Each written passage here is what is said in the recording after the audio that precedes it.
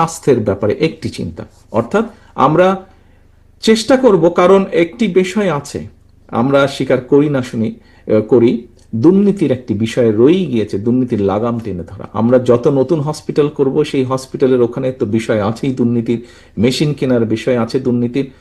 Public মানি কেন আমরা জেনে শুনে অপচয় করব, যেখানে আমার হাতে অন্য অপশন আছে এবং যেখানে আমি দ্রুততার সাথে মানুষকে একটা সার্ভিস দিতে পারবো, হেলথ সার্ভিস, তাহলে আমি সেই দ্রুত সার্ভিসটার মধ্যে কেন যাব না? আমি এই অপশনটা কেন চিন্তা করব না, বাস্তবায়নের চেষ্টা আমি করব না? আমাদের লক্ষ্য উদ্দেশ্য এটাই। আমরা আরেকটি বিষয় করতে চাইছি। আমরা যদি দেখি উপজেলা লেভেল পর্যন্ত হাসপাতাল যেগুলো আছে, আপনাদের জানার জন্য আমি একটি ইনফরমেশন দিই। উপজেলা লেভেল পর্যন্ত যে এই মুহূর্তে 51 বেডের হসপিটাল আছে, এই 51 বেডের মধ্যে 31 বেড করেছিলেন শহীদ রাষ্ট্রপতি জিয়া রহমান। পরবর্তীতে বাকি 20 বেড বেগম খালেদা জিয়া তার সরকারের সময় করেছিলেন। কাজে এটাও বিএনপির অবদান। এখন আমরা যেটি করতে চাইছি, একটি বাস্তবতা যদি আমরা চিন্তা করি, ও আমি একটু পিছনে আবার ফিরে যাই। যেই উদাহরণটা দিলাম এভারকেয়ার এবং পিজি হসপিটালের, ক্যান্সার দিয়ে আমি উদাহরণ দিলাম। আপনারা হয়তো জিজ্ঞেস করতে পারেন এটি কি সবকিছুর ক্ষেত্রে প্রযোজ্য হবে? না, সবকিছুর ক্ষেত্রে এটি প্রযোজ্য হবে না। এটি জ্বর, সর্দি, কাশি, ম্যালেরিয়া, কলেরা, ডায়রিয়া এসবের ক্ষেত্রে প্রযোজ্য হবে না। এই বিষয়গুলো শুধু প্রযোজ্য হবে ক্যান্সার পেশেন্ট অথবা কার্ডিয়াক পেশেন্ট অথবা কিডনি ডায়ালিসিস, এরকম সিরিয়াস ম্যাটার যেগুলো, এরকম 4-5টি বিষয় এগুলো প্রযোজ্য হবে। বাকি সাপোর্টগুলো নর্মালি যেভাবে আছে সেটাকে আমরা ডেভেলপ করার চেষ্টা করব। এখন আসি প্রান্তিক জনগোষ্ঠীর কাছে মিনিমাম হেলথ সুবিধাটা কিভাবে আমরা পৌঁছে দিতে পারি। আমরা যদি জিনিসটাকে একটু অন্যভাবে চিন্তা করি, দেখুন 20 কোটি মিনিমাম জনসংখ্যা আমাদের। আমরা যতই হাসপাতাল দেই, যতই আমরা প্রাইভেট পার্টনারশিপ, আমরা পাবলিক প্রাইভেট পার্টনারশিপ করি, যেটাই করি, আমাদের রিসোর্স কিন্তু খুব লিমিটেড। আমাদের জনসংখ্যা যদি এইভাবে বাড়তে থাকে তাহলে কোনোভাবেই আমরা কোনো কিছু সামাল দিতে পারবো না। তো এখন তাহলে আমাদেরকে যেই কাজটি করতে হবে, আমাদেরকে প্রিভেনশনে যেতে হবে। আপনারা যদি খেয়াল করে দেখেন, এখানে নিশ্চয়ই ডাক্তার হিসাবে কেউ আছেন, ফিজিশিয়ান আছেন, তাদের এটি জানা থাকবে। আমরা যদি ঢাকা মেডিকেল কলেজটিকে উদাহরণ হিসেবে গ্রহণ করি, ঢাকা মেডিকেল কলেজের হয়তো প্রতিদিন 1000 রোগীকে অ্যাড্রেস করার সক্ষমতা আছে। অর্থাৎ উদাহরণ হিসেবে বলছি, অর্থাৎ সরকার যে পরিমাণ ওষুধ, যে পরিমাণ সবকিছু দেয়, ডাক্তার, নার্স, বেড সবকিছু মিলে হয়তো 1000 প্রতিদিন রোগীকে ঢাকা মেডিকেল কলেজ অ্যাড্রেস করতে পারে।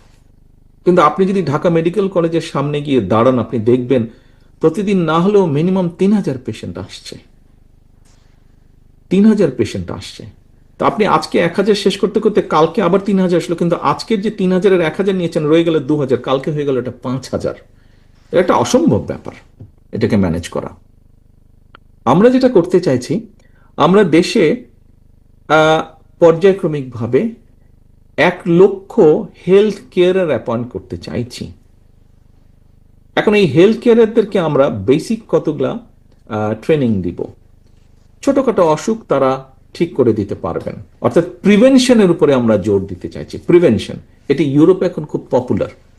ইউরোপও দেখেছে, ইউকেতে আপনারা জানেন এনএইচএস আছে, বাট এরাও হিমশিম কাছে, এদের মতন দেশ, ইউকের মতন দেশ হিমশিম কাছে এনএইচএস কে ম্যানেজ করতে।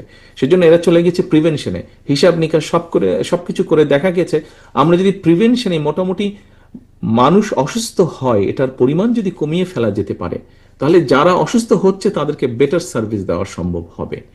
সেই জন্য এই হেলথ কেয়ারের মাধ্যমে আমরা তাদেরকে দুয়ারে দুয়ারে, গ্রামে গ্রামে দুয়ারে দুয়ারে পাঠাবো, পরিবারগুলোর কাছে পাঠাবো। তারা যাবে, তারা বলবে কি কি খাবার না খেলে হার্টের প্রবলেম কমে যাবে, হবে না, কি কি খাবার বন্ধ করলে ডায়াবেটিক হবে না, কি কি খাবার বন্ধ করলে কিডনির প্রবলেম হবে না, কিভাবে চললে কিভাবে খেলে কিডনির প্রবলেম হবে না। এইভাবে তাদেরকে প্রিভেনশনের দিকে আগ্রহী করে তোলার চেষ্টা করবে এবং একই সাথে তাদেরকে মাইনর যেগুলা বাসায় বসে অসুখ বিসুখ ঠিক করা যায় এই ধরনের প্রেসক্রিপশনগুলো দিবে, এই ধরনের ট্রিটমেন্ট দিবে।